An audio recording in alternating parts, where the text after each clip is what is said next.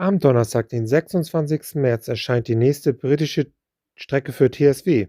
Die Medway Valley Line ist eine Y-Strecke. Sie startet im Süden von Tonbridge über die South East Main Line und zweigt dann im Paddock Wood nach Norden ab. Ups Road wird eine Zusammenführung aus der Chatham Main Line bis nach Gravesend weitergeführt. Das DLC kostet 34,99 € und hier sind noch ein paar weitere Bilder. Lasst gerne ein Abo und ein Däumchen